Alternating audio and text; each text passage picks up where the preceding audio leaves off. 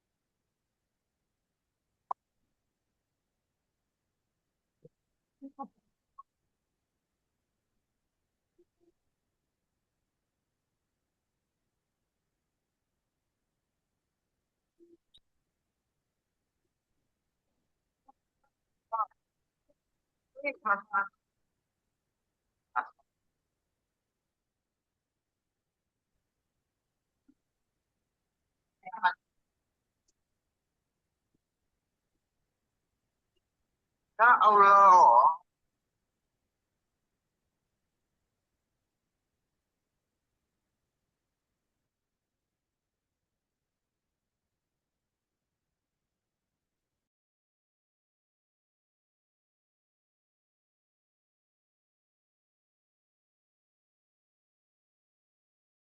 Oke, halo, selamat malam teman-teman semua.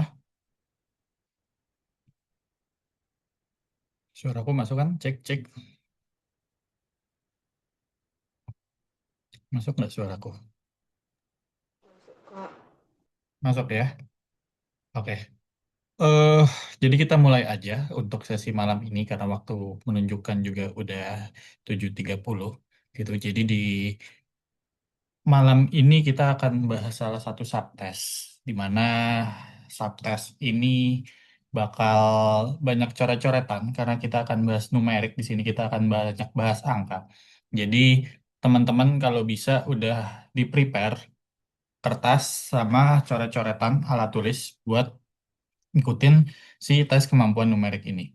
Gitu. Karena nanti ke depannya dari awal sampai akhir kita bakal banyak ketemu angka yang membutuhkan coret-coretan untuk ngedapetin jawaban dari soal yang diberikan. Gitu. Oke, kita mulai aja. Layar udah kelihatan semua atau belum? Udah kelihatan belum layarku ya? Udah, Bang. Udah Sudah, ya? Kak. Oke, terima kasih. Kita mulai aja ya untuk tes kemampuan numerik. Oke, jadi penjelasan singkat dulu untuk tes kemampuan numerik ini. Jadi tes numerik ini adalah tes kemampuan berhitung serta menalar menggunakan angka.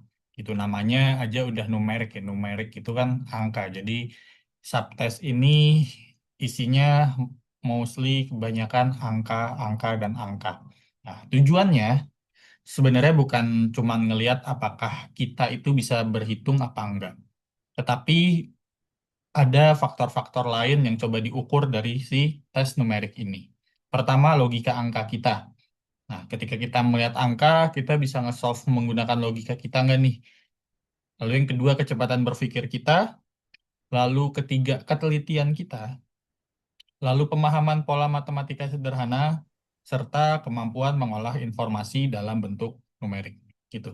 Jadi dia nggak ngukur, kita bisa ngitung apa enggak doang, tapi mostly 5 ini yang bakal diukur secara langsung menggunakan tes numerik ini. Gitu. Jadi soalnya sebenarnya nanti mostly hitung-hitungan ada, tapi sebenarnya hitung-hitungannya ya sederhana juga. Tapi ya itu, kita harus bisa menggunakan logika kita, kecepatan berpikir kita, ketelitian kita, kita juga harus paham pola yang diberikan, serta kita harus bisa mengolah informasi dalam bentuk numerik dari soal yang diberikan. Kemampuan numerik ini kebagi 3 submateri besar.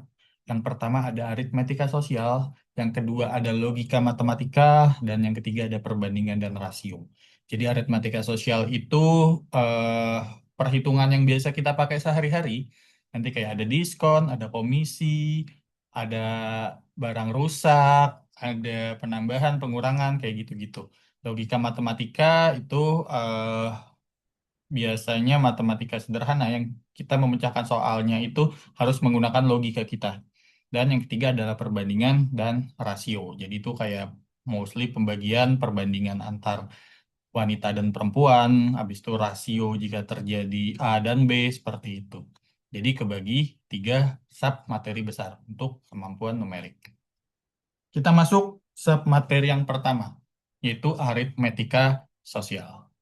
Nah, jadi si aritmetika sosial ini eh, menguji kita, kemampuan berhitung kita pada sesuatu yang terjadi dalam kehidupan sehari-hari. Gitu. Jadi intinya si aritmetika sosial ini perhitungan dalam kehidupan sehari-hari. Terutama yang berkaitan dengan pertama presentase. Nggak jauh-jauh di sehari-hari kita pasti ketemu nih sama yang namanya presentase. Yang kedua, keuntungan dan kerugian. Ini juga nggak lepas dari keseharian kita. Ada keuntungan dan ada kerugian. Lalu ada diskon, pajak, lalu ada komisi, lalu ada bunga, di mana bunga ini nanti ada bunga tunggal dan bunga majemuk. Lalu ada barang rusak atau barang hilang. Kalau barangnya rusak, yang layak dijual berapa, harga jadi berapa. Kalau ada barang yang hilang, keuntungannya jadi berapa, kayak gitu. Lalu ada perubahan harga, naik, turun. Nah, yang diuji di aritmetika sosial ini bukan hanya kemampuan menghitung kita juga, gitu. Yang yang diuji itu ada cara berpikir cepat kita juga, kemampuan kita untuk mengidentifikasi tipe soal. Jadi tipe soal masuk yang mana ya? Jadi ngerjainnya pakai rumus mana ya? Lalu ada juga strategi matematika praktis dalam waktu singkat gitu. Karena setiap tes ada waktunya dan waktunya harus kita gunakan sebaik mungkin. Jadi kita harus punya strategi untuk mengerjakan soal agar waktu yang diberikan sama halnya dengan kita selesai mengerjakan soal. Gitu. Nah, yang pertama presentase untuk materi aritmatika. Jadi presentase harusnya teman-teman udah familiar semua ya. Jadi presentase itu adalah nilai per 100. Kayak 20% itu sama equalnya kayak 0,20 atau 20 per 100. 30% kayak 0,3, 50% kayak 0, sama halnya dengan 0,5, 75% 0,75 dan 100% itu equal atau sama halnya dengan 1. Gitu, di mana rumus dasarnya presentase yaitu bagian bagi total kali 100%. Atau kalau kita mau ngubah presentase ke desimal, yaitu misalnya X persen atau 20% sama dengan X per 100 atau 20 per 100. Gitu. Jadi presentase adalah perbandingan per 100. Tuh. Nah, untuk materi presentase kurang lebih soalnya bakal kayak gini. Jadi presentase itu salah satu hal yang umum di mana nanti dia itu bisa dimix dengan tipe-tipe soal lain gitu, di mana ini salah satunya di mix dengan barang rusak atau hilang ya. Contoh soalnya kayak gini, sebuah gudang memiliki 1.200 dus barang, sebanyak 180 dus rusak. Berapa persen barang yang rusak? Jadi ditanya di sini berapa persentase yang rusak, di mana kita udah dikasih informasi di sini. Kita memiliki total 1.200 dus barang dan yang rusak ada 180. Nah, informasi ini kita catat dulu. Informasi yang tertera. Bisa kita catat kayak bagian yang rusak 180 dus, total dus 1.200. Setelah kita catat informasi yang tersedia, kita masukin ke dalam rumus. Gitu ditanya di mana di sini ditanya berapa persen yang rusak. Oke, jadi kalau ditanya berapa persen yang rusak, jadi rumus persentase rusaknya adalah bagian rusak dibagi total dikali 100%. Atau sama dengan 180 karena yang rusak 180 dibagi 1.200, total dusnya 1.200 dikali 100%. Gitu. Habis itu 180 per 1.200 kan bisa kita sederhanakan ya pecahannya. Di mana nanti endingnya bisa jadi 15 per 100 gitu. Dan 15 per 100 itu kalau kita kali 100% hasilnya ya 15% gitu. Jadi barang yang rusak adalah yang 15% atau opsi E. Seperti itu untuk presentase. Lalu yang kedua di materi aritmatika itu ada yang namanya keuntungan dan kerugian. Di mana rumus simplinya keuntungan itu adalah harga jual dikurang harga beli. Jadi kalau ditanya untung berapa nih, itu oke. Jadi kalau ditanya untung berapa, cara ngitungnya adalah harga jual dikurang harga beli. Lalu ada kerugian. Kerugian itu harga beli dikurang harga jual. Jadi tinggal dibalik aja. Kalau untung harga jual kurang harga beli, kalau rugi ya harga beli dikurang harga jual. Tuh, kalau ditanya presentasenya berapa persen untung, berapa persen rugi, ya jadi kita pakai rumus presentase tadi, tinggal kita masukin untungnya berapa dibagi harga beli dikali 100% dan sama halnya dengan rugi. Kalau ditanya berapa persen yang rugi, jadi rugi dibagi harga beli dikali 100%. Gitu. Jadi eh, diapalin rumus basic ini karena nanti ini yang bakal kepake untuk step-step awalnya. Nah, contohnya seperti ini, contoh soal. Seorang pedagang membeli sebuah barang seharga 240.000. Lalu dia menjualnya dengan harga 300.000. Jadi ada spread di sini, ada margin, ada keuntungan. Ditanya berapa persen keuntungan si pedagang. Itu. Di mana di sini kita diminta untuk hitung besar keuntungannya si pedagang berapa dan dalam bentuk presentase. Nah, sebelum diubah jadi presentase, kita harus tahu berapa persen, kita harus tahu dulu berapa besar keuntungan dia dalam bentuk rupiahnya. Itu di mana tadi rumus untung adalah harga jual dikurang harga beli. Di sini kita udah ada informasi juga harga jualnya di 300.000 dan dia beli di harga 240.000. Jadi dia untung di 60.000 gitu. Habis itu tinggal kita masukin, kita udah dapat dia untung berapanya, kita masukin ke rumus presentase untung.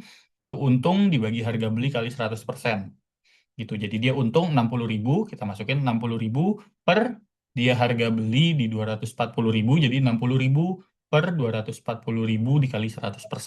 Itu kita bisa sederhanakan, endingnya nanti bisa jadi 1/4 atau 0,25. Itu kalau kita ubah ke presentase 0,25 equal sama dengan 25%. Itu jadi jawabannya yang C, 25%. Lalu ada yang namanya diskon juga atau potongan harga. Gitu. Ini juga bakal sering muncul di soal-soal untuk si diskon ini nanti diskon dan pajak. Diskon ini artinya adalah pembeli membayar. Atau kalau kita memposisikan diri sebagai membeli, jadi ya kita membayar gitu. Diskon X persen berarti pembeli membayar 100 min X persen. Contoh, misalnya di info diskon 30%. Jadi pembeli itu hanya membayar 70% atau 0,70 dari harga awal. Jadi pembeli nggak membeli 100% dari harga awal, tapi dia cuma membayar 0,70%, 0,70 dari harga awal gitu. Karena di diskon 30% tersebut gitu. Di mana nanti bakal banyak ketemu ada yang namanya diskon bertingkat. Maksudnya diskon bertingkat itu pertama kita dikasih diskon 20%, lalu kita dikasih diskon lagi 10%. Berapakah hasilnya gitu. Nah, kalau kita diberi soal diskon bertingkat kayak gitu, kita diberi dua dua angka diskon itu nggak bisa atau nggak boleh kita langsung satukan gitu. Nggak bisa jadi 30%, nggak boleh ya. Jadi harus dihitung bertingkat. Jadi kita hitung dulu 20%, kita dapat berapa. Nah, hasil dari 20% itu baru kita hitung lagi ke 10%-nya. Itu jadi nggak boleh dipukul rata jadi 30%. Harus dihitung secara bertingkat dan berurutan. Nah, contohnya seperti ini. Untuk soal diskon. Harga sebuah jaket adalah 480.000. Jaket tersebut didiskon 35%. Ditanya berapa harga setelah diskon. Itu. Di mana kita tahu di sini dikasih diskon 35%. Jadi 35% itu kalau kita sebagai pembeli kita hanya membayar seharga 65% dari harga awal. Gitu ya, dari 100% dikurang 35%, 65%. Nah, si 65% ini ubah ke desimal, tapi ini nanti balik lagi ke teman-teman preferensinya lebih enak ngitung menggunakan desimal atau langsung per atau by presentase itu nanti preferensi teman-teman. Tapi kalau aku pribadi lebih enak ubah ke desimal dulu gitu. Di mana kita ubah 65%-nya jadi desimal jadi 0,65. Bisa kita hitung harga setelah diskonnya. Gitu. Kita hitungnya yaitu 0,65 dikali 480.000 gitu harga awalnya didapetin harganya setelah diskon yang 312.000 atau opsi C. Nah, lalu ada yang namanya pajak juga. Dimana kalau diskon tadi dikurangin, kalau pajak ini ditambahin. Gitu. Misalnya, kita dikenain pajak X persen, atau kita dikenain pajak 11% gitu. Jadi kita harus membayar lebih. Kita harus membayar 111% dari harga awal, karena ditambahin si pajak ini. Kalau diskon dikurang, kalau pajak ditambah. Kayak gitu. Jadi contoh soalnya harga sebuah kulkas sebelum pajak itu adalah 3.600.000. Kulkas tersebut dikenai PPN 11%. Ditanya berapa harga setelah PPN.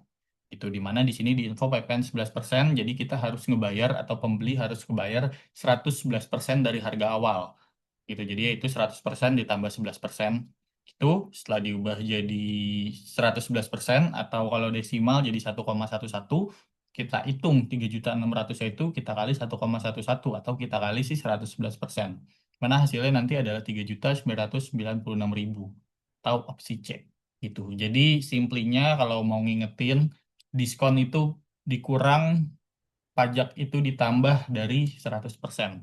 Posisikan diri kita sebagai pembeli, kalau kita dapat diskon, oke kita bayarnya itu kurang dari harga awal. Kalau kena pajak kita harus bayar lebih dari harga awal.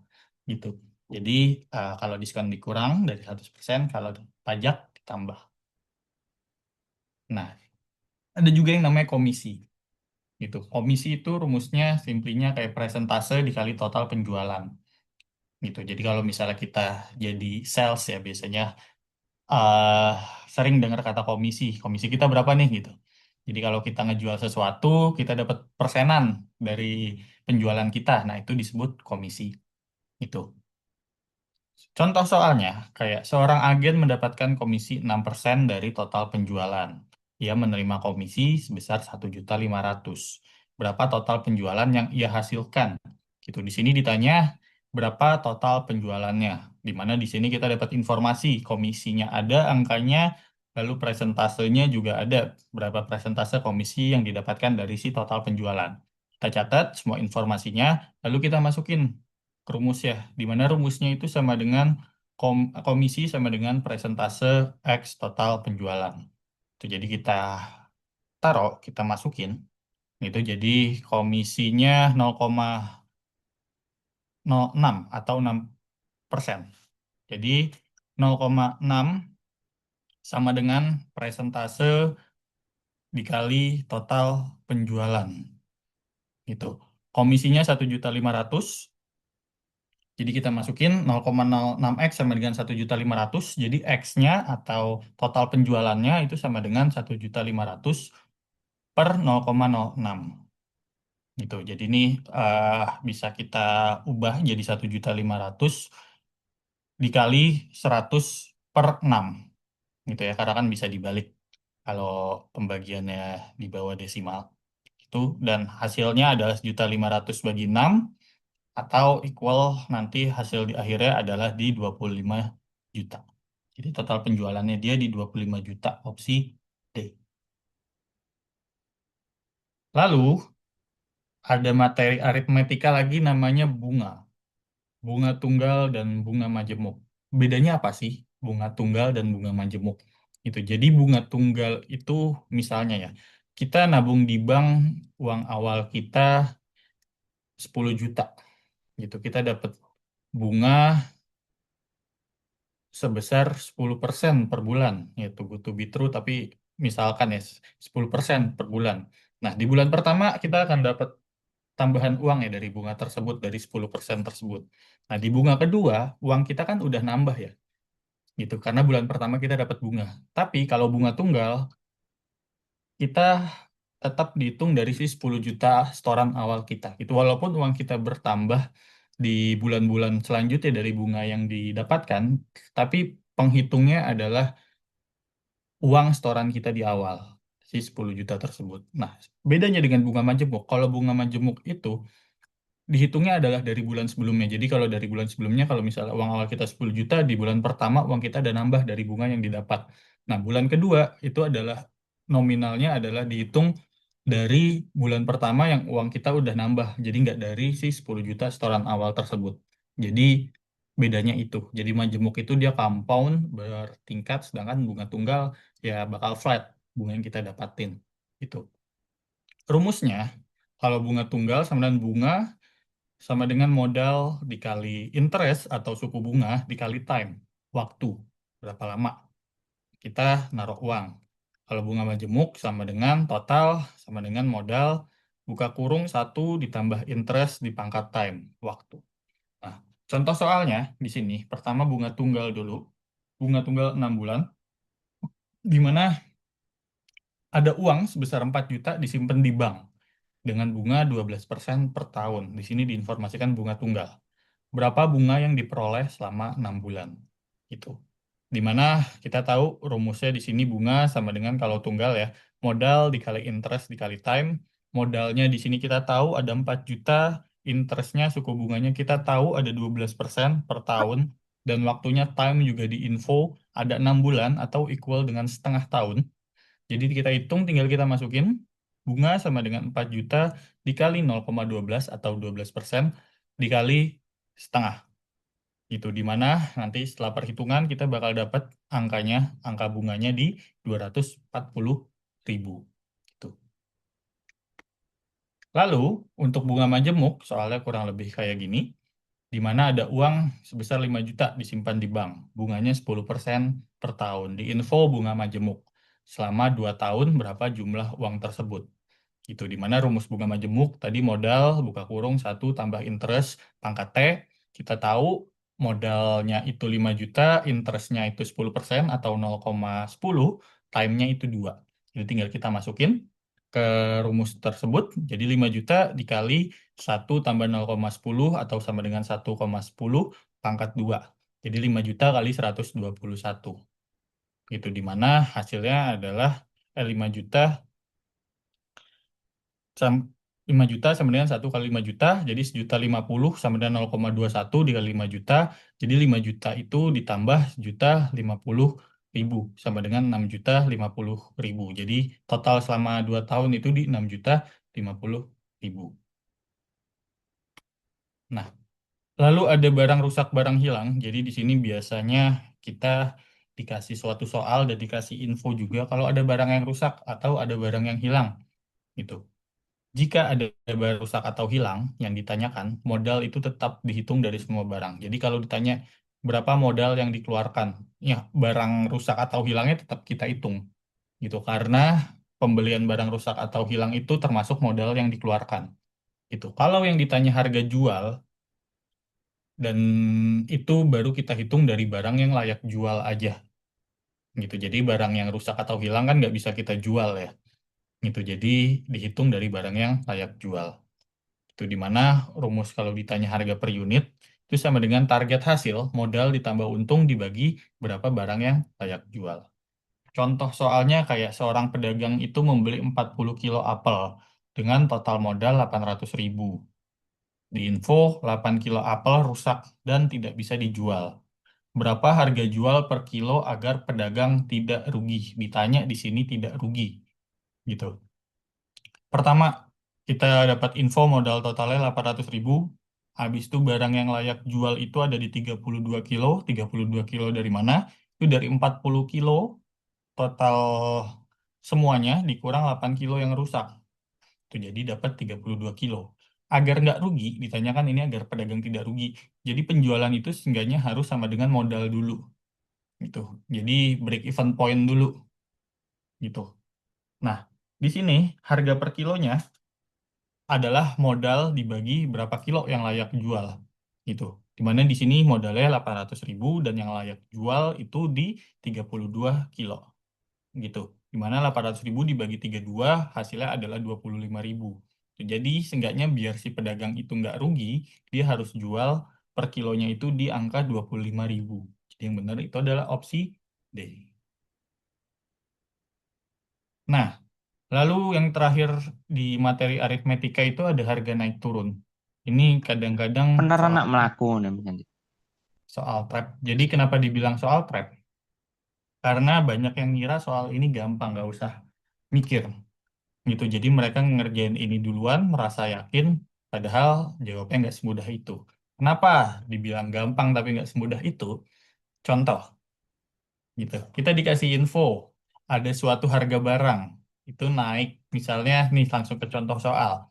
Harga sebuah barang mula-mula 750.000, harga naik 20%, lalu beberapa waktu kemudian turun 20% dari harga baru. Berapa harga akhir, gitu. Banyak yang mengira harga itu bakal balik ke 750.000, karena naik 20%, habis itu turun lagi 20%, gitu. Padahal jawabannya nggak balik ke 750.000. Tuh. Kenapa nggak balik ke 750.000? Coba kita hitung. Pertama, dia naik 20%. Atau kalau kita desimalkan jadi 1,2, jadi si 750.000 kali 1,2 sama dengan 900.000. Nah, jadi ketika naik 20%, harga itu jadi 900.000. Nah, habis itu turun lagi 20%. Dimana kalau turun 20% itu sama dengan 0,80 dari harga awal. Ya, karena 100% dikurang 20%. Nah, jadi 900.000 dikali 0,80. Hasilnya adalah 720.000. Jadi hasil akhir setelah naik 20% dan turun 20% adalah di 720.000. Atau equal harga turun 4% dari harga awal, harga barang mula-mula. Itu. Makanya kalau nemu soal gini, teman-teman tetap harus dihitung dan dihitung secara bertingkat. Jangan merasa, oh naik 20% dan turun 20% ya balik lagi lah ke harga awal. Nggak kayak gitu konsepnya. Jadi harus tetap dihitung.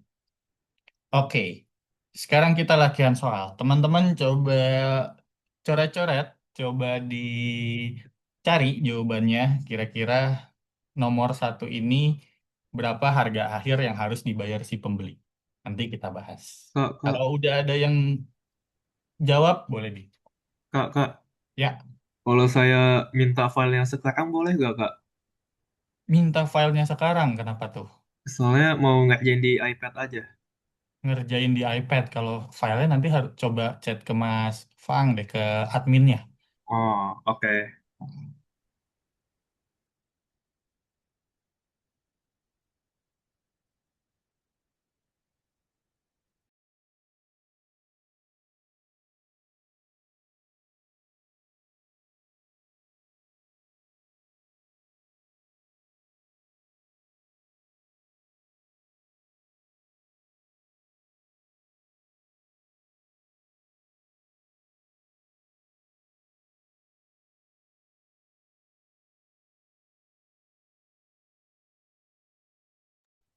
Jawabannya yang C, Kak. Yang C, delapan delapan juta juta tiga tiga ratus ratus sembilan sembilan puluh satu satu enam ribu ratus enam ratus. Oke. Yang lain ada jawaban yang beda? Coba ditampung dulu.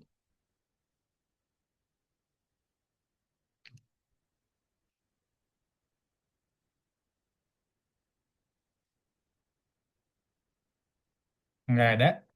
C semua. Coba ya kita bahas. Kita buka jawabannya. Jawabannya yes, betul yang C. Jadi tadi ya, balik lagi seperti yang ku info. Kalau nemu soal kayak gini tuh harus dihitung secara bertingkat. Itu. Pertama, kita dapat info harga awal di 12 juta. Di mana toko memberikan diskon 30%. Tadi balik, kalau diskon 30%, jadi kita harus cuman bayar 70% dari si 12 juta.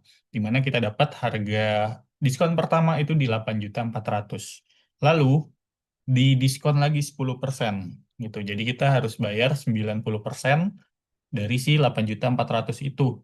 Dapat di angka 7.560.000. Di ending kita dikenain pajak PPN 11%.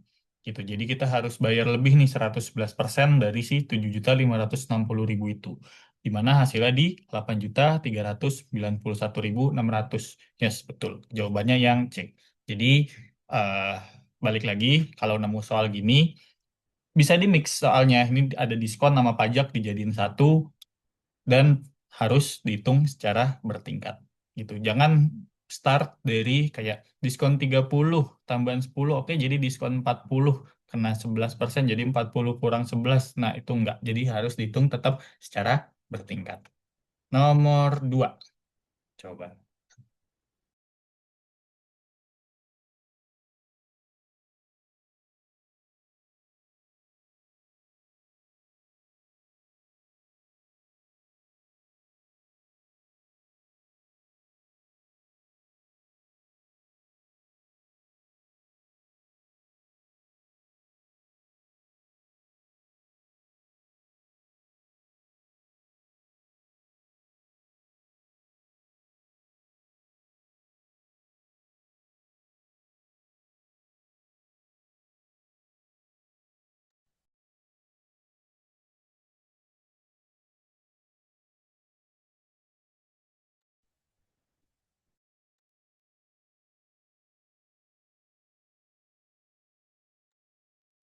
Yang D, Kak.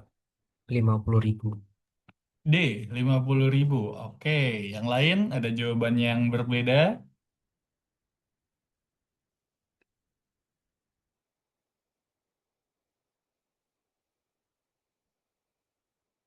Enggak ada, semua sepakat di 50.000.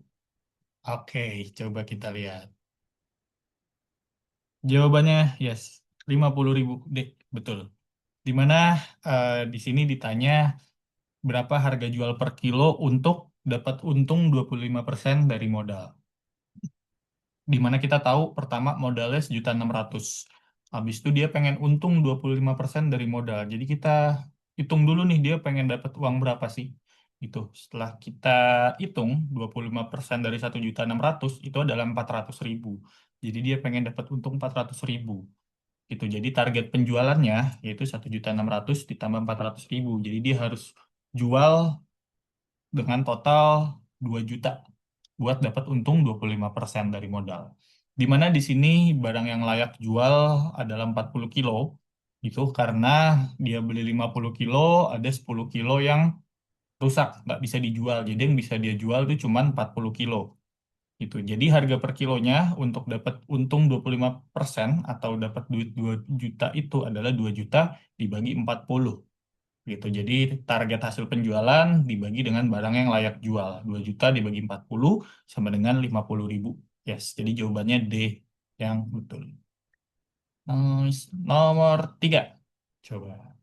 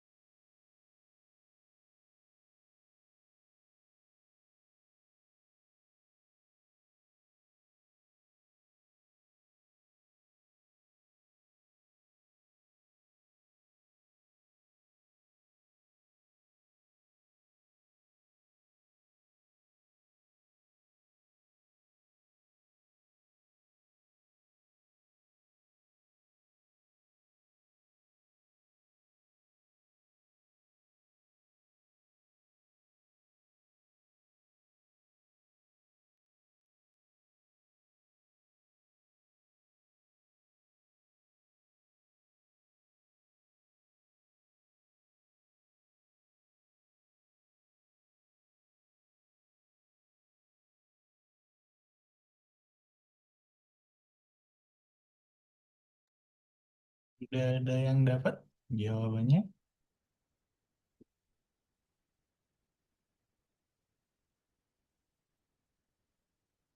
Jual barang 80 juta, komisi 7% dari penjualan.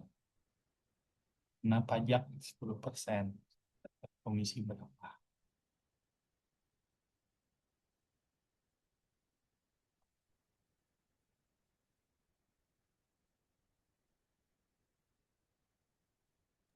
Yang B B enggak, Kak? bukan. B, 5.040.000. Kita lihat. Dua orang tadi 5.040.000. Yes, betul. Jawabannya yang B, 5.040.000. Di mana pertama kita hitung dulu ya komisi kotor ya dia. Komisi kotornya yaitu di sini di info dia dapat komisi 70% dari 80 juta.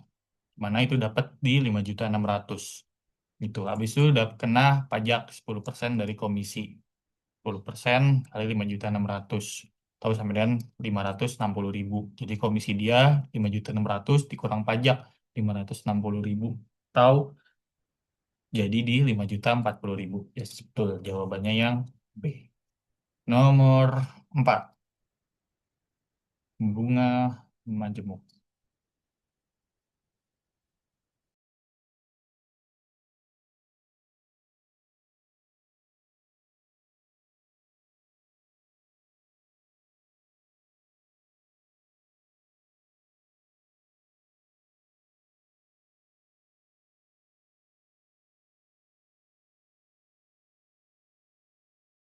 Yang C bukan. Yang C, 6 juta. Oke, kita tabung dulu. Ada jawaban lain?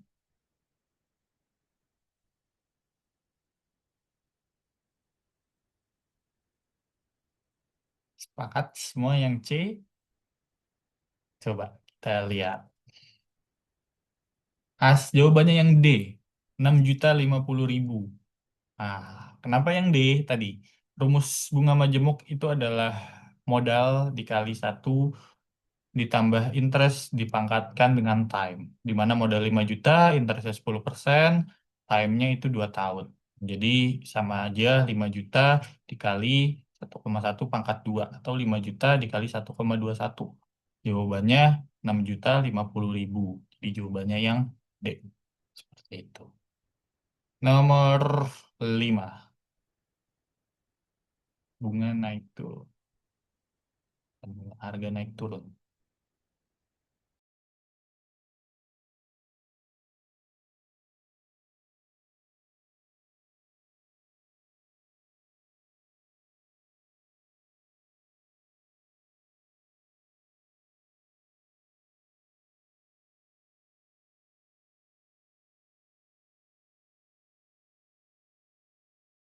Yang A 480.000. 480. A, 480. Kita lihat. Yes, betul. Jawabannya yang A, 480.000. Jadi kita harus hitung secara bertingkat ya. Kayak diskon bertingkat atau misalnya diskon pajak. Hal ini juga harus kita hitung secara bertingkat. Dia pertama naik 20% dari 500.000 jadi 600.000.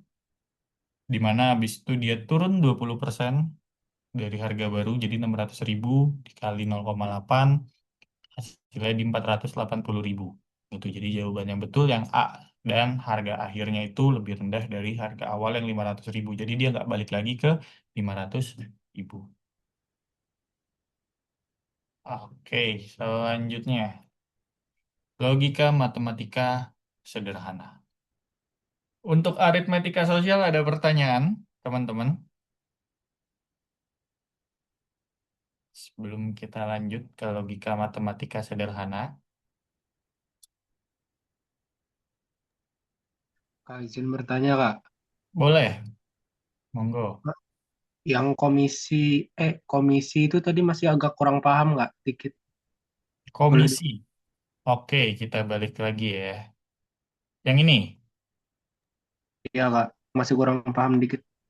kurang paham dikit. Oke, jadi eh komisi tadi rumusnya adalah komisi sama dengan presentase dikali dengan total penjualan. Gitu. Nih, jadi kita masukin di sini komisi sama dengan presentase di sini di info. Presentasenya 7% dikali dengan total penjualan 80 juta gitu. Jadi sebenarnya komisi dia itu di 5.600.000 komisi awal di 5.600.000. Tapi ini komisi kotor. Kenapa komisi kotor? Karena di sini di bawah ada info lagi bahwa dia dikenain pajak. Ada pajak 10% gitu. Dimana kita tahu dia dapat duit atau komisi di 5.600.000. Sedangkan ada pajak 10%. Gitu. Jadi 10% dari 5.600.000 itu kan sama aja 560.000 ya. Nah, ditanya berapa komisi bersih. Jadi komisi bersih itu adalah si komisi kotor dikurangin pajak yang dikenakan. Gitu. Jadi 5.600.000 dikurang dengan si 560.000 pajak yang dikenakan. Jadi hasilnya di 5.040.000. Gitu. Makasih gak? Oke, udah lebih paham? Paham nggak? Paham. Oke, kita lanjut ya ke logika matematika sederhana. Gitu. Jadi, logika matematika sederhana ini menguji kemampuan kita untuk pertama memahami hubungan logis antar bilangan, lalu kita harus juga bisa membandingkan besar kecil suatu ekspresi matematika. Jenis soal yang umum biasanya hubungan bilangan, pemetaan, atau fungsi sederhana, serta perbandingan kuantitatif A versus B. Nah, tipe soal yang biasa muncul, biasanya untuk hubungan bilangan itu ada relasi input-output, lalu ada pola transformasi angka, lalu ada pola fungsi sederhana. Dan perbandingan kuantitatif itu ada menentukan mana yang lebih besar, lalu menyimpulkan nilai dari hubungan tidak langsung. Karakteristik untuk soal ini itu pertama nggak bisa dihafal. Gitu. Kita harus cari polanya, kita harus paham polanya. Gitu. Kadang polanya tidak langsung terlihat. Jadi biasanya ada 2 tingkat atau sampai 3 tingkat untuk kita bisa dapat polanya. Beberapa soal mengandung trap atau jebakan-jebakan kecil dan waktu pengerjaannya terbatas. Jadi butuh teknik cepat atau pengerjaan cepat. Nah, contoh soalnya kayak gini. Contoh hubungan satu, operasi dua bilangan. Kita dari yang kiri dulu ya. Kita suruh mendefinisikan A output B. Di mana untuk contoh satu ini kita udah dikasih polanya. Polanya A kuadrat plus B. Habis itu diketahui 3 output 4 sama dengan 13 dan 4 output 5 sama dengan 21. Ditanya, nilai dari 5 output 6 berapa? Gitu. Di mana di sini kita udah dikasih pola atau definisinya. Di mana definisinya adalah A kuadrat plus B. Nah, karena udah dikasih tahu, kita coba dulu dari soal yang diberikan 3 output 4 13. Kita masukin nih 3 sebagai A, 4 sebagai B. Itu jadi 3 kuadrat plus 4. Di mana hasilnya 13. Oke, sesuai. 4 output 5 kita masukin juga. Di mana hasil endingnya 21. Oke, sesuai. Jadi kalau ditanya 5 output 6, tinggal kita masukin si 5 output 6 itu ke pola atau definisi yang udah diberikan soal. Jadi 5 kuadrat plus B sama dengan 25 plus 6 sama dengan 31. Jawabannya 31. Nah, ada contoh hubungan 2 di mana kita nggak dikasih tahu nih polanya gimana. Kita cuma dikasih tahu 8 output 23, 10 outputnya 27. 12 outputnya titik titik titik. Ditanya berapa sih output 12 dari informasi yang diberikan cuma 8 output 23 dan 10 output 27. Nah, di sini kita harus cari polanya. Gimana 8 itu menjadi 23 dan gimana 10 itu jadi 27. Dan polanya antara 8 out menjadi 23 dan 10 menjadi 27 itu harus sama. Gitu. Dimana kalau kita lihat polanya di sini adalah 2N plus 7. Jadi 2 dikali 8 ditambah 7 sama dengan 23. Sama halnya dengan 2 dikali 10 ditambah 7 sama dengan 27. Jadi polanya atau definisinya adalah 2N plus 7. Itu. Jadi untuk 12 tinggal kita masukin kalau kita udah dapat polanya, yaitu 2 dikali 12 ditambah 7. Hasilnya adalah 31. Gitu. Jadi kalau nemu soal ini teman-teman harus berimajinasi, bukan berimajinasi ya, berimajinasi harus mengongong kira-kira pola yang pas apa ya. Gitu. Polanya harus sama antara soal misalnya biasanya dikasih dua dua jenis ini 8, 23, 10, 27. Nah, polanya antara atas sama bawah harus sama. Ketika nemuin pola yang sama, baru kita masukin angka yang jadi pertanyaannya. Seperti itu. Oke, kita langsung latihan soal. Coba 1, 2, dan 3. Coba.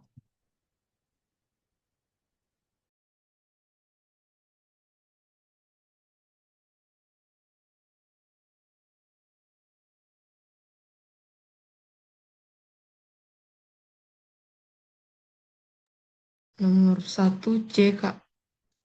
Nomor 1C, kita lihat. Nomor 128C, benar. Ini eh, kita udah dikasih tahu ya polanya dan angkanya juga udah ditentukan. Jadi tinggal kita masukin ke A kuadrat plus B kuadrat min AB. Hasilnya 28C. Tuh. Nomor 2, 63. 63. 63. Yes, betul 63. Ini juga udah dikasih tahu angkanya 14, di mana tinggal kita masukin ke 5 kali 14 dikurang 7. Hasilnya 63. Nomor 3. 49. Nomor 3, 49.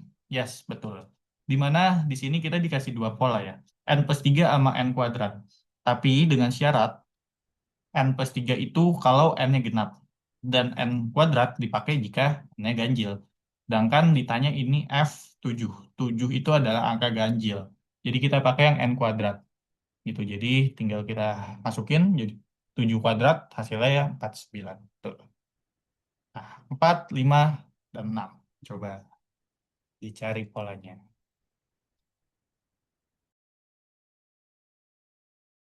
35. 35. Oke, ada jawaban yang lain? Kita tampung dulu.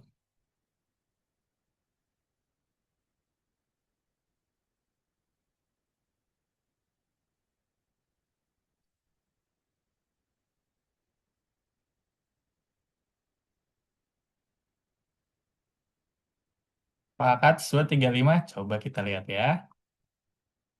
Jawabannya yes, 35. Gitu. Jadi di sini polanya N plus 15. 11 tambah 15, outputnya 26. 14 tambah 15, 29. 20, jadi tambah 15. Hasilnya 35. Betul, 35. Nomor 5.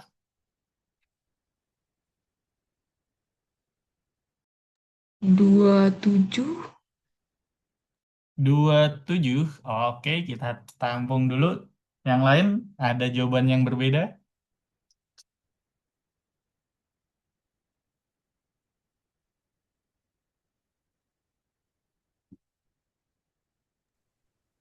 29.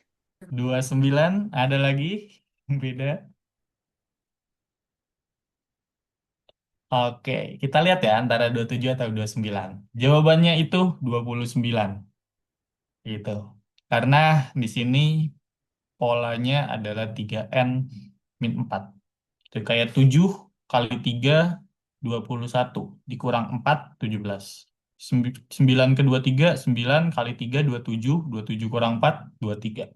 11, jadi 11 kita kali 3, 33 dikurang 4, hasilnya 29. Jadi betul hasilnya 29. Polanya 3N min. Nomor 6, 2/3.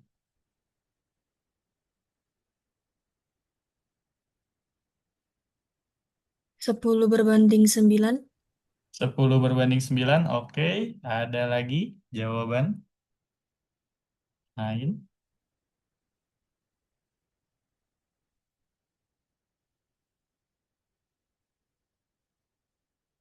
Sepakat semua? Coba kita lihat. Jawabannya yes, 10/9, betul. Jadi 2/3 banding 0,6 tuh sama dengan 2/3 banding 6/10 ya. Sama halnya dengan 2/3 dikali 10/6. Di mana sama halnya dengan jadi 20/18. Kalau disederhanakan jadi 10/9. 10/9 atau sama dengan 10 berbanding dengan 9. Yes, betul. Lalu selanjutnya ada perbandingan kuantitatif.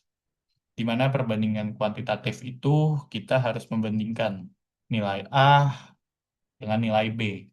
Apakah A sama dengan B? Apakah A lebih kecil dari B? Apakah A lebih besar dari B? Dan seperti itu.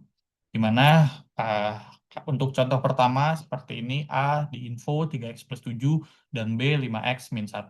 Di sini kita dikasih tahu X-nya sama dengan 4. Tuh. Karena kita udah tahu dikasih tahu X-nya sama dengan 4, tinggal kita masukin ke persamaan A dan B. Di mana hasilnya yang A itu di 19 dan yang B itu 19 juga. Itu karena sama-sama 19, jadi jawabannya adalah yang C. A sama dengan B. Lalu, untuk contoh yang kedua, kita nggak dikasih tahu nilai X-nya berapa. Kita cuma diinfo kalau X-nya itu lebih dari 10. Gitu. Jadi kita nggak dikasih angka exact, angka persisa X itu berapa, cuma diinfo X lebih dari 10. Habis itu kita disuruh cari pernyataan yang benar. Di mana cara ngerjain ini sebenarnya kalau kalian mau pakai angka langsung kayak pakai angka 11, 15 atau pakai angka 100 masukin ke A dan B nggak masalah. Tapi kalau di sini aku ngejelasin kita hitung selisihnya dulu. Gitu. Kita hitung selisih A min B. A itu 5x min 12, B-nya itu 3x plus 8. Kita hitung selisihnya. Jadi A kurang B. Di mana hasilnya, endingnya selisih A min B itu adalah 2x min 20. Nah, habis itu karena X lebih dari 10, kita pakai angka permisalan.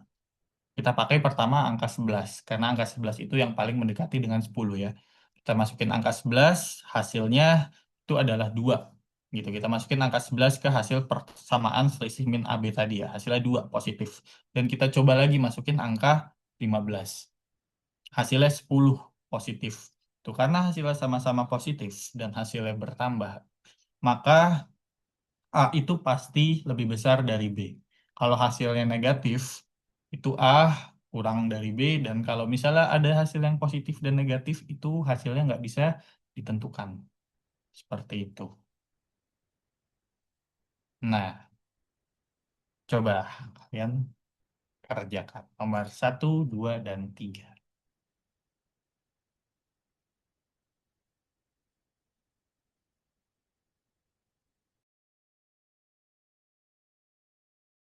Nomor 1, A selalu lebih besar. 1A, coba ya. Tunggu. Ada yang lain, jawaban yang lain selain selalu lebih besar?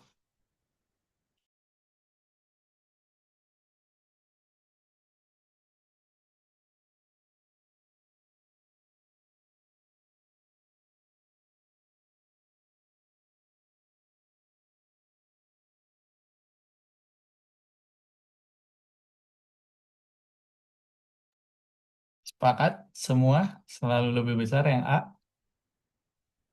Enggak deh, Kak. Ayo. Yang B lebih besar dari A. B lebih besar dari A. Jawabannya yang B jadi.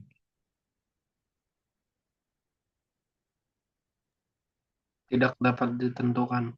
Tidak dapat ditentukan. Ada yang A, ada yang B, ada yang C. Ayo, coba ya kita buka C, nih. C. Jawabannya Tidak adalah dapat yang ditentukan. C, betul. Tidak dapat ditentukan. Kenapa tidak dapat ditentukan?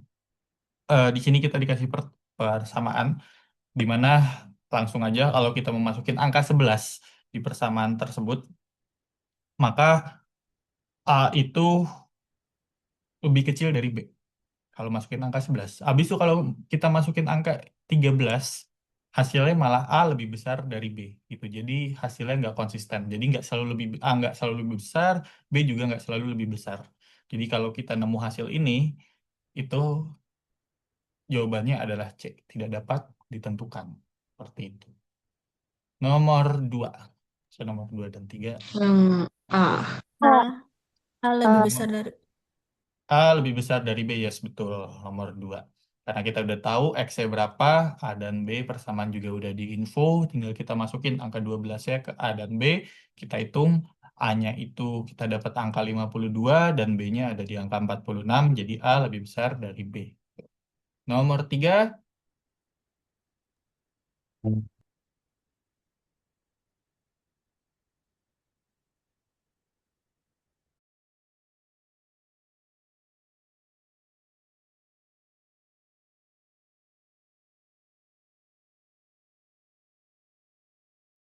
A lebih besar daripada B.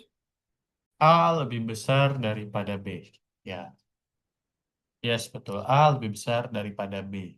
Di mana A-nya itu kalau kita hitung kita masukkan ke persamaan hasilnya 96 dan B kalau kita masukkan ke persamaan hasilnya di 92. Jadi A lebih besar daripada B. Nomor 4, 5, dan 6.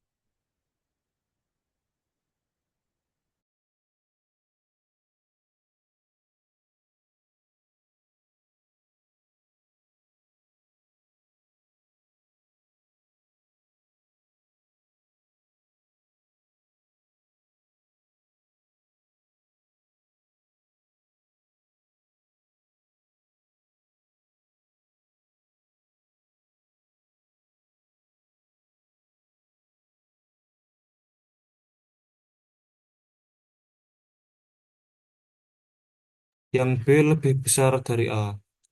Yang B lebih besar dari A. Jadi jawabannya yang A ya. Nomor 4.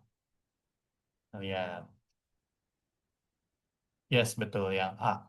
A kurang dari B atau B lebih besar daripada A. Itu dimana di sini P dan Q-nya juga udah diinfo ya. P3, Q-3. Dimana A itu kalau kita hitung adalah hasilnya adalah -9 dan B hasilnya 9. Jadi A kurang dari B. Tuh, jadi teman-teman jangan sampai terkecoh ya, sama-sama 9, tapi di sini yang A minus, yang B itu positif. Seperti itu. Nomor 5, A. nomor 5A, kita lihat. Nomor 5A, yes, betul. Itu di mana A itu di antara P dan Q, di sama aja P, A, dan Q, dan B kurang dari P atau P lebih besar dari P, jadi sehingga urutannya B, P, A, Q. Jadi A lebih besar daripada B. Betul. Nomor 6,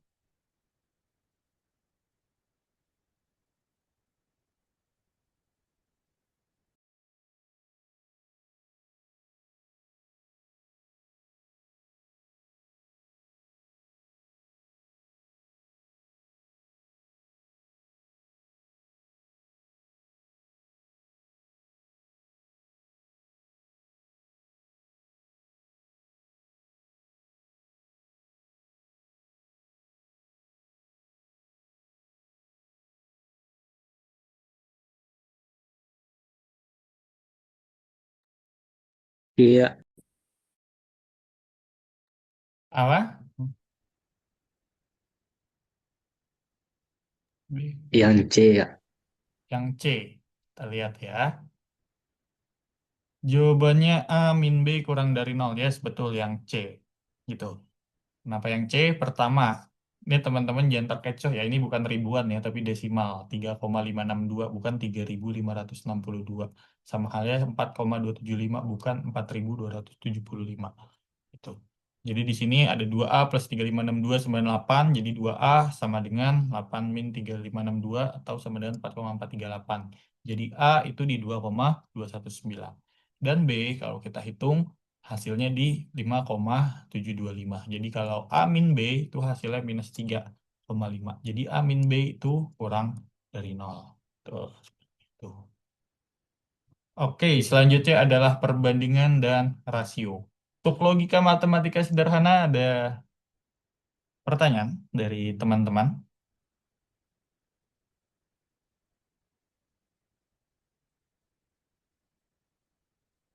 Enggak ada. Kita lanjut jadi ya ke perbandingan dan rasio. Oke, jadi perbandingan dan rasio ini materi yang menguji untuk pertama, kemampuan kita memahami hubungan antara bagian terhadap bagian lain. Lalu, kemampuan memahami kita bagian terhadap keseluruhan. Lalu, kemampuan kita membaca dan menghitung rasio sederhana maupun kompleks. Dan kemampuan menyelesaikan persoalan secara proporsi. Nah, soal yang biasa muncul biasanya adalah perbandingan dua bilangan, perbandingan tiga bilangan, perbandingan jumlah selisih, rasio campuran dari dua kelompok, atau perbandingan berbalik nilai. Nah, pada tes psikologi atau akademik, Soal biasanya sederhana dalam konsep, tapi membutuhkan ketelitian yang tinggi. Nah, perbandingan dan rasio itu adalah cara untuk membandingkan dua atau lebih besaran. Biasanya bentuknya kayak A titik 2B, atau bisa kita bilang A banding B, atau A banding B banding C, atau A per B, rasio pecahan. Nah, pada tes itu biasanya ada 5 perbandingan yang digunakan. Yaitu pertama ada perbandingan senilai atau biasa disebut dengan direct proportion. Jadi jika salah satu naik, maka yang lain ikut naik dengan rasio tetap. Contoh, jumlah barang dan harga total. Itu. Jadi kalau jumlah barang yang kita beli lebih banyak, harga yang kita bayarkan harusnya lebih banyak juga. Gitu. Jadi sama-sama naik. Lalu ada perbandingan berbalik nilai atau biasa disebut inverse proportion. Jika yang satu naik, maka yang satunya turun. Contoh, jumlah pekerja dan waktu bekerja. Kalau jumlah pekerja kita naikkan, kita banyakin, waktu yang digunakan untuk menyelesaikan pekerjaan tersebut pasti akan berkurang atau turun.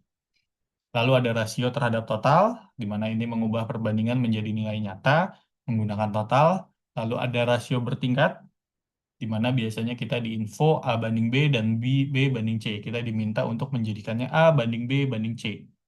Gitu. Lalu ada yang namanya rasio campuran juga, di mana ini menggabungkan beberapa kelompok dalam satu total. Dasar perbandingan itu jika A banding B sama dengan 3 banding 5, ini contoh ya, artinya A itu memiliki 3 bagian, B memiliki 5 bagian, dari total seluruh bagian ada 8 bagian, itu 3 tambah 5. Nah, pertama adalah perbandingan senilai atau direct proportion. Perbandingan senilai itu sama halnya dengan dua hal berubah searah. Searah ya. Jadi jika satu naik, ya satunya ikut naik. Jika satu turun, ya satunya ikut turun. Biasanya digunakan saat jumlah barang dan total harga, panjang dan lebar dalam skala, atau jumlah liter, serta presentase. Contoh sederhana, kayak misalnya 2 kilo apel harganya 40.000, 5 kilo apel harganya berapa? Gitu. Logikanya, kalau si kilogram ini naik, beratnya naik, ya harganya pasti naik juga. Maka 2/5 sama dengan 40.000 per X. Karena ditanya berapa sih harga si 5 kilo. Kita cross multiply, 2X sama dengan 200.000, 40.000 kali 5. Jadi X-nya itu sama dengan 100.000. 200.000 bagi 2. Lalu ada perbandingan berbalik nilai, atau biasa disebut inverse proportion, di mana dua hal berubah berlawanan arah. Jika satu naik, yang lain turun. Jika satu turun, yang lainnya naik. Biasanya dipakai kayak jumlah pekerja dan waktu bekerja, lalu ada kecepatan dan waktu tempuh. Tuh, jadi kalau kita ngebut, kita naikin kecepatannya, waktu tempuh yang kita gunakan juga pasti berkurang. Kita bakal lebih cepat sampai tujuan. Sama halnya kalau kita lambat, waktu tempuh yang kita gunakan untuk sampai di tujuan akan lebih lama. Gitu. Konsep dasarnya orang kali waktu sama dengan konstan. Contoh, 8 pekerja selesai 12 hari. 4 pekerja berapa hari? Itu sama dengan 8 kali 12 sama dengan 96. Nah, 4 kali hari atau 4 kali X sama dengan 96. Jadi hari sama dengan 96 dibagi 4, atau 24. Gitu. Jadi lebih sedikit pekerja, bakal lebih lama hari atau waktu yang dibutuhkan untuk menyelesaikannya. Lalu ada rasio terhadap total. Rasio terhadap total, misalnya A banding B sama dengan 3 banding 2. Jadi total bagiannya adalah 5 bagian, dari 3 ditambah 2. Jika total nilai diketahui, kita bisa hitung nilai A atau B. Contoh, kita punya uang 50.000. Rasionya A itu punya 3 bagian, B punya 2 bagian. Itu dimana dari total 50.000 atau dari total 5 bagian. Tuh, jadi A itu adalah 3/5 dikali 50.000. 5 itu adalah total bagian ya, total rasio. Di 3 tambah 2. Tahu si A punya uang 30.000. Dan B, 2/5 dikali 50.000. Tahu dapat 20.000. Rumus umumnya, kalau untuk si A jadi rasio A per total rasio dikali total nilai. Untuk mengetahui si A ini punya berapa sih nilainya. Lalu ada rasio bertingkat. Jadi rasio bertingkat ini muncul ketika ada dua atau lebih perbandingan yang saling terhubung melalui satu elemen yang sama. Jadi maksudnya gimana? Biasanya nanti kita dikasih soal kayak A banding B sama dengan berapa banding berapa atau M banding N dan B banding C sama dengan P banding Q. Tujuannya adalah kita diminta mencari A banding B banding C. Itu menjadi satu kesatuan yang tidak terpisah. Gitu. Kapan digunakan? Ketika hubungan antara tiga besaran tidak langsung, tapi dilakukan melalui perantara. Tuh, jadi harga barang A terhadap B diketahui, harga barang B terhadap C diketahui, tapi harga A terhadap C tidak diketahui. Nah, logikanya sederhana. Untuk menggabungkan dua rasio, nilai bagian yang sama harus dibuat sama. Langsung ke contoh mini, untuk lebih jelasnya, di mana A banding B itu 3 banding 2. Sedangkan B banding C itu adalah 4 banding 5. Di mana kita diminta jadiin A banding B banding C. Hal yang harus kita lakukan adalah kita lihat di atas adalah A banding B dan bawah B banding C. Yang sama itu adalah B. Jadi kita harus samakan B-nya dulu. Gitu. Pada rasio pertama, B-nya itu 2. Pada rasio kedua, B-nya adalah 4. Gitu. Jadi kita harus ngebuat si B ini jadi sama angkanya. Yaitu kita jadiin 4 semua. Nah, untuk menjadikan 4, yang atas itu harus, si 2 itu harus kita kalikan 2. Gitu kan? Nah, karena yang atas harus kita kalikan 2, yang kita kalikan itu nggak boleh B-nya doang. A-nya juga harus kita kalikan. Gitu, di mana endingnya jadi A banding B di atas adalah 6 banding 4, agar B-nya sama. Karena B-nya udah sama, jadi bisa kita langsung satukan. Jadi hasil akhirnya A banding B banding C adalah 6 banding 4 banding 5. Karena A-nya jadi 6, B-nya 4 sama, dan C-nya 5. Gitu. Inti konsepnya untuk menggabungkan rasio bertingkat, kita harus samakan bagian yang posisi sama terlebih dahulu. Ketika nilainya udah sama, lalu bisa kita gabungkan. Kalau beda, harus disamakan dulu. Dan ketika penyamaan, yang dikali bukan bagian tersebut doang, tapi rentetannya juga harus dikalikan juga. Nah, lalu selanjutnya ada rasio campuran. Jadi rasio campuran ini konsep ketika dua kelompok atau lebih digabungkan menjadi satu total dan kita ingin mengetahui komposisi dari masing-masing kelompok tersebut. Ciri-ciri, misalnya ada perbandingan posisi awal, ada total nilai, ada permintaan menghitung salah satu bagian, atau contoh umumnya biasa digunakan ketika ada campuran larutan A dan B, atau siswa laki-laki dan perempuan, atau dua karung beras dengan kualitas berbeda atau merek berbeda, minta dicampur. Lalu ada pekerja dari dua visi yang beda digabungkan. Itu prinsip utamanya jika rasio A banding B sama dengan M banding N, maka total bagian M banding N, maka total bagian sama dengan M plus N. Nah, jika total nilai diketahui T, maka nilai A atau B dapat dihitung dengan rumus A sama dengan M per M plus N kali T, dan B sama dengan N per M plus N kali T. Jadi sebenarnya ini rasio campuran kurang lebih mirip kayak total bagian tadi. Seperti itu. Nah, ini latihan soal. Coba, teman-teman. 1, 2, dan 3.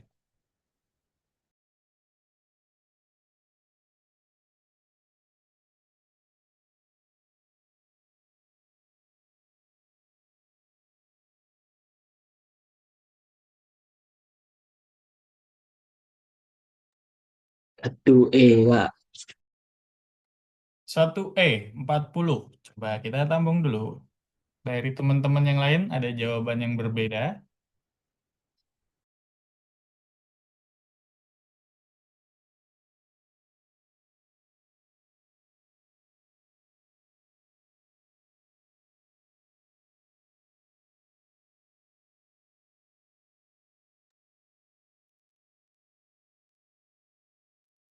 Sepakat semua? Coba kita buka jawabannya nomor 1. Kak.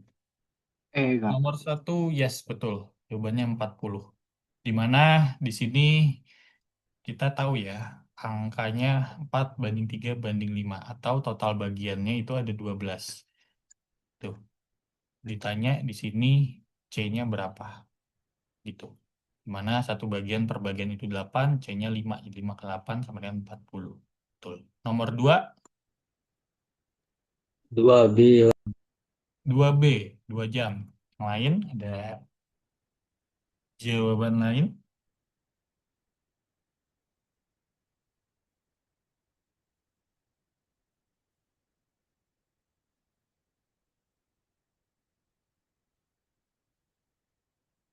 Sepakat semua? Coba kita buka. Yes, 2 jam. Dimana ini inverse ya, inverse proportion, jadi tidak senilai. Jadi yang satu naik, yang satunya turun. Itu dimana tadi saya waktu kali kecepatan sama dengan konstan. Jadi di sini di info dia kecepatannya 4 kilo membutuhkan waktu 3 jam. Dia hasilnya 12. Gitu. Lalu dia meningkatkan kecepatan jadi 6 jam. Nah, tanya waktu tempuhnya jadi berapa? Itu sama dengan T-nya 12 bagi 6. Tahu hasilnya 2 jam. Betul. Nomor 3. Kak. 8, 12, 16, 32. Ada yang lain?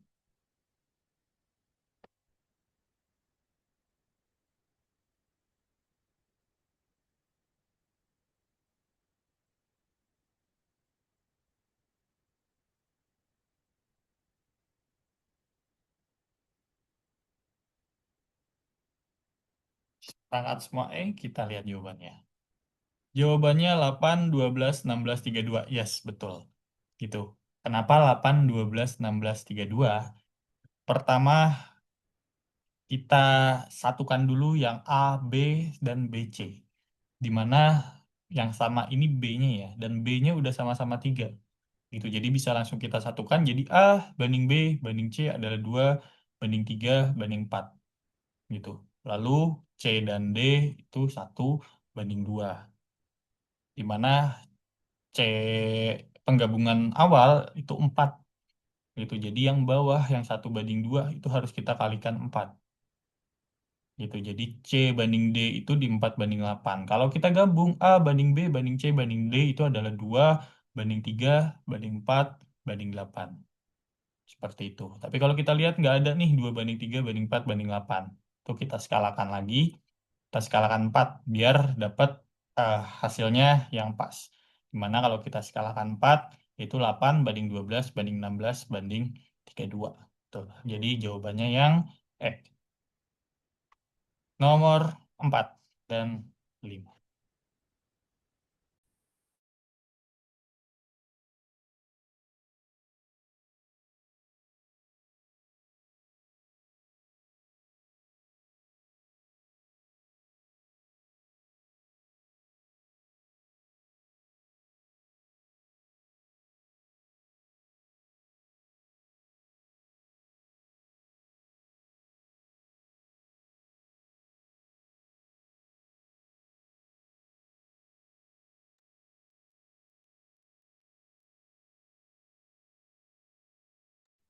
Nomor 4 B, Bang.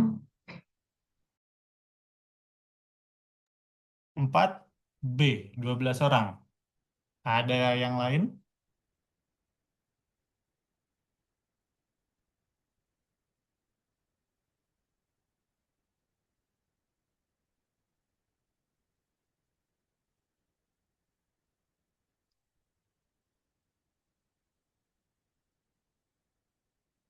Sepakat semua di B. Coba kita lihat ya hasilnya. Jawabannya 16. D. Kenapa 16? Tadi ini inverse proportion ya. Di mana di info kita dapat pertama 8 pekerja menyelesaikan pekerjaan dalam 20 hari.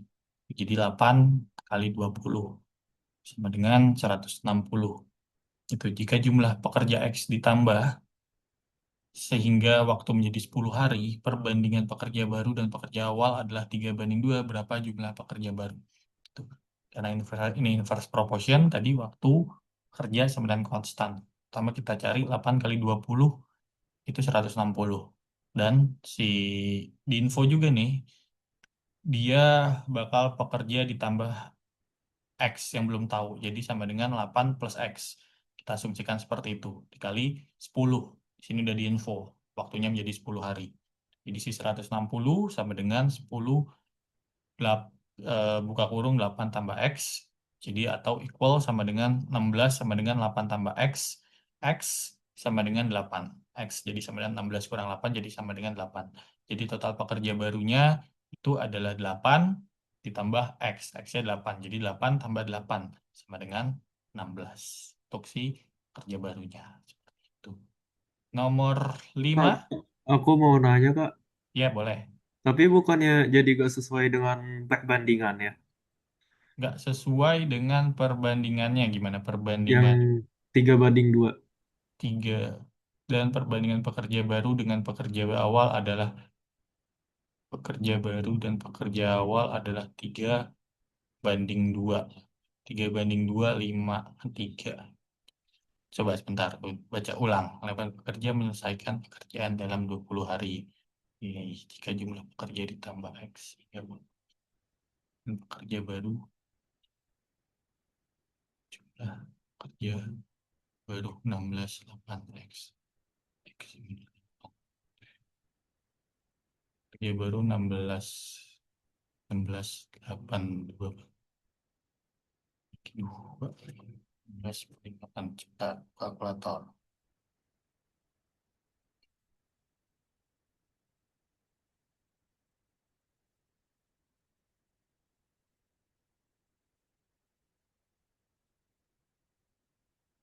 Tiga banding dua. Coba nanti ini aku cross check dulu ya. Untuk yang nomor 4. Nanti bakal aku get back. Oke. Kita ke nomor 5 dulu. Nomor 5 ada Ah, A, 8, 10, 4. Ada yang lain?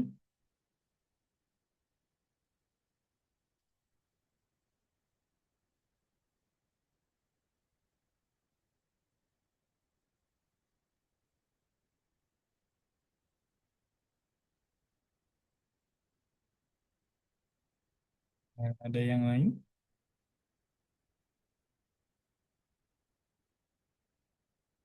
Kita buka ya. Yes, betul. Jawabannya 8, 10, 4. Jadi di sini di info laki dan perempuan adalah 4 banding 5. Dan perempuan dibanding barunya itu adalah 5 banding 2. Di mana P-nya ini udah sama ya, udah sama-sama 5. Bisa kita gabungkan langsung. Di mana hasilnya adalah 4 banding 5 banding 2. Tapi nggak ada 4 banding 5 banding 2. Kita cari eh, agar sama lah ininya. Ada pengalinya. Agar jawabannya pas. Di mana yang paling tepat itu di 8 banding 10 banding 4. Kalau di 2. Jadi jawabannya yang A. Betul. Oke, mungkin itu buat soal yang tadi. Sebentar aku coba hitung ulang dulu. Mungkin selagi itu ada teman-teman yang mau bertanya.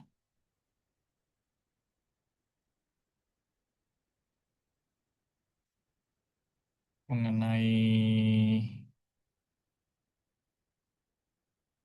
numerik.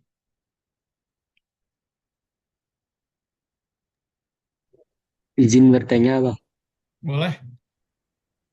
Yang logika matematika tadi Bang, yang untuk cari rumus dari 11 menjadi 26, 14 menjadi 29, itu ada Ya, cara lebih mudah Bang. cara lebih mudah maksudnya nyari polanya. Iya Bang. Oke, coba ya kita balik dulu.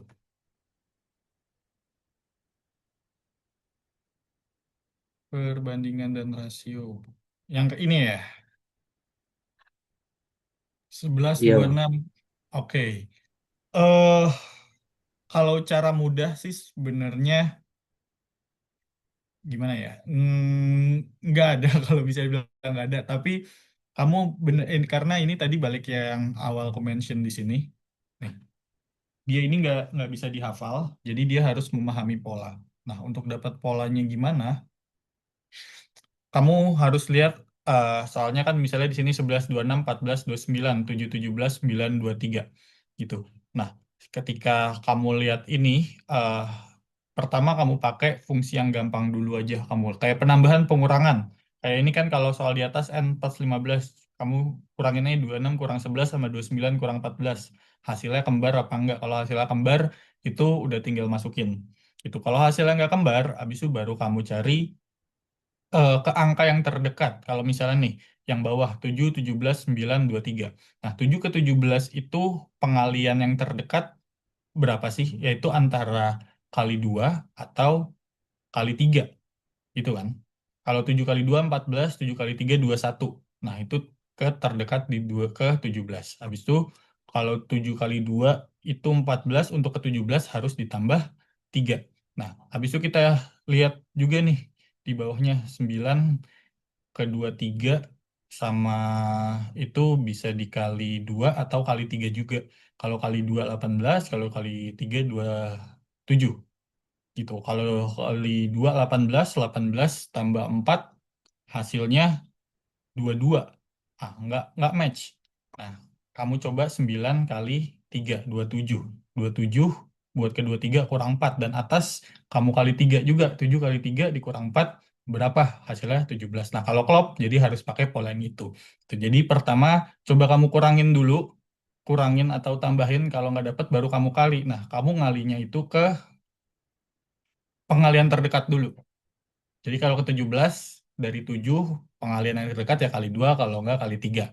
Nah, dari 2 kali 2 sama kali 3 itu, hasilnya kamu tambahin atau kamu kurangin.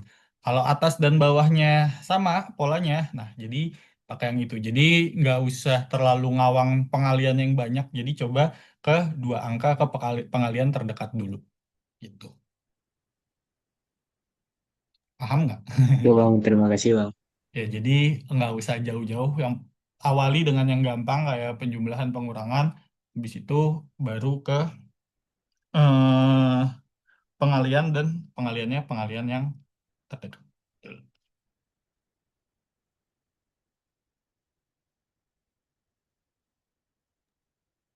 Terima kasih bang. Siap, sama-sama. Oke, yang tadi kayaknya ada salah di soal harusnya dia di 2:1 skalanya. Salah dimasukin. Soalnya kalau aku hitung emang kalau skalanya dia 3:2 dia nggak di 10 hari. Dia hasilnya di 13,3 hari. Gitu. Jadi emang salah di sini tadi thank you buat koreksinya. Jadi emang ini ada salah di soal. Tapi cara ngerjainnya kurang lebih tadi gitu. Dimana kalau ini 3:2 salah di 10-nya. Harusnya 10-nya jadi 13. Harusnya ini 2:1. Oke. Oke, mungkin ada pertanyaan lagi dari teman-teman yang lain.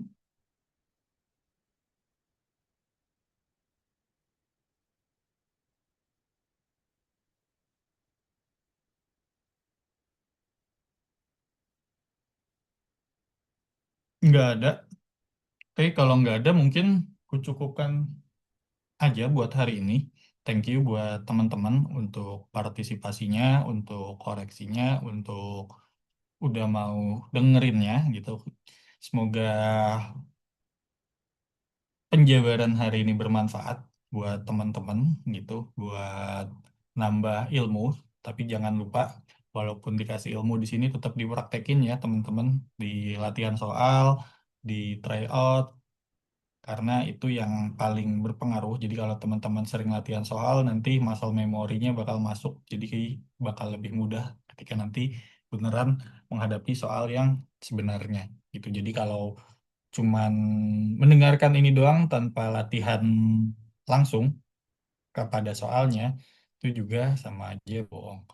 Gitu. Jadi tadi balik lagi teman-teman, jangan males-males buat ngerjain soal, karena Indian nanti kalian bakal ngerasain sendiri kok bergunanya sering-sering ngerjain soal. Itu Gitu. Oke, mungkin kucukupkan buat hari ini. Thank you sekali lagi buat teman-teman semua. Sukses semua. Semoga lancar semuanya ke depannya. Kucukupkan. Terima kasih. Selamat malam. Selamat istirahat semua. Sampai ketemu lagi. Terima kasih. Terima kasih Kak. Terima Terima kasih kasih Mas. Kak. Makasih, Selamat malam. Kak. Makasih, Kak. Makasih, Kak.